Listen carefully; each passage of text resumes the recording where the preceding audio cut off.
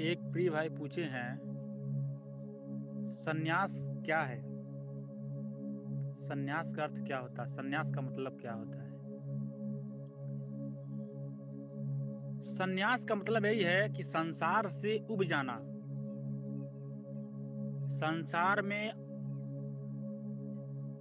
अपने जीवन को यापन करते करते इस जीवन में उब जाना। अपने जीवन में इस संसार के पड़ावों पर शांति को खोजते खोजते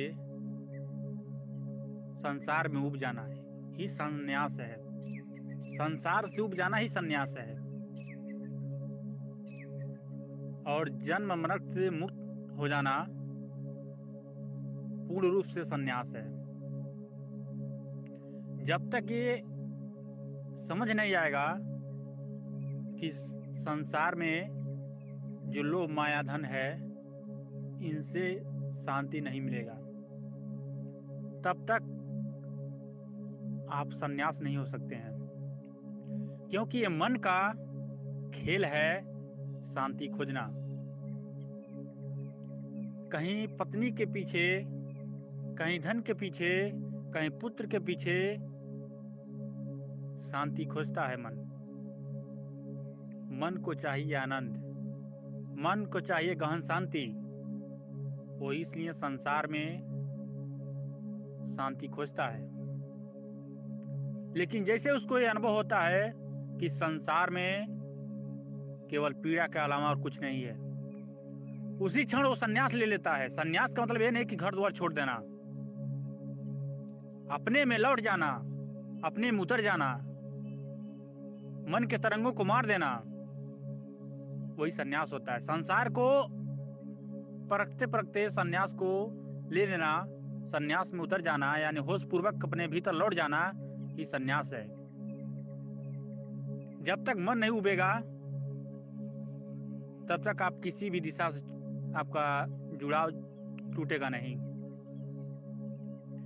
चाहे वो धन के पीछे हो, चाहे पत्नी के प्रेम के पीछे हो, चाहे पुत्र के धन के पीछे हो, चाहे पुत्र के पीछे हो, लेकिन जब तक यहाँ से उबर नहीं होगा तब तक आप सन्यास नहीं हो पाएंगे।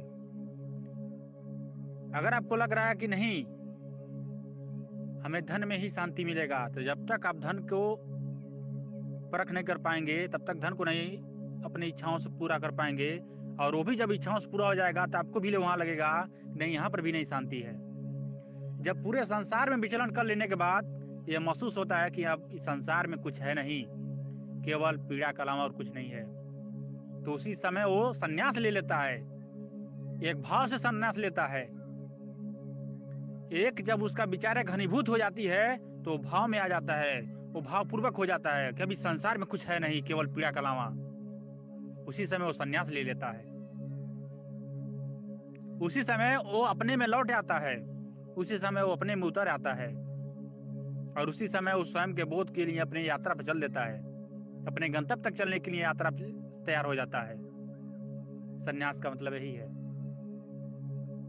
अपने भीतर उतर जाना, संसार को छोड़ करके, संसार से उब करके, संसार में जो उबन हो गया उसको छोड़ करके अपने में उतर जाना ही सन्यास है। लेकिन जब तक उबन नहीं है तब तक आप सन्यास में लिपटे रहेंगे। लेकिन जैसे ही संसार में उबन हो गया तो वैसे ही आप सन्यास ले लेंगे, तो वैसे ही आप अपने भीतर लौट आएंगे। क्योंकि मन को गहन शांति चाहिए, और गहन शांति आपके ही भीतर है, आपके ही भीतर मिलेगा। आपके ही भीतर परम शांति है, आपके ही भीतर परम आनंद है। लेकिन लौटने की जरूरत है, उतरने की जरूरत है, अनुभव करने की जरूरत है। जिस क्षण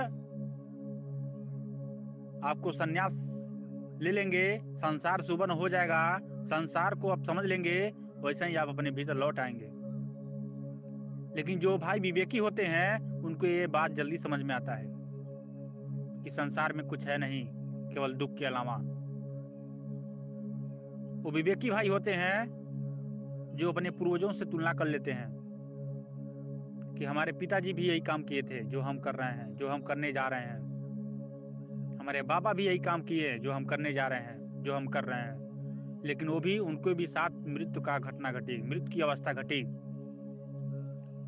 उसी समय वो समझ लेता है, उसी समय वो लौट आता है विवेकी भाई, और उसके जीवन में ज्यादा भटकाव नहीं होता है और अपने जीवन में लौट आता है वो। लेकिन जो भाई विवेकी नहीं है, वो पहले संसार में विचरण करते हैं, घूमते हैं, और जैसे ही उनको उबन महसूस होता है कि अब संसार में केवल दुख के अलावा और कुछ नहीं है, वैसे ही वो लौट आते हैं।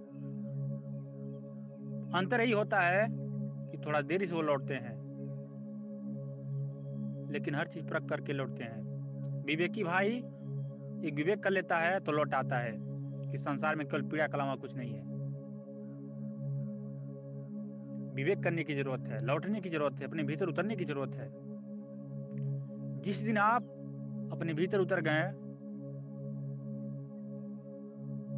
उसी दिन आप परम शांति को प्राप्त हो जाएंगे, गहन शांति को प्राप्त हो जाएंगे, परम आनंद को प्राप्त हो जाएंगे, स्वयं का बोध हो जाएगा। जिस क्षण ये भीतर ये महसूस हो जाए कि पूरा संसार ही छूट जा रहा है, केवल हम ही एक बच रहे हैं, केवल हम ही एक शाश्वत बच रहे हैं, केवल हम ही एक अनुभव में यही महसूस हो रहा है कि केवल हम ही हैं, केवल हम ही एक शाश्वत हैं।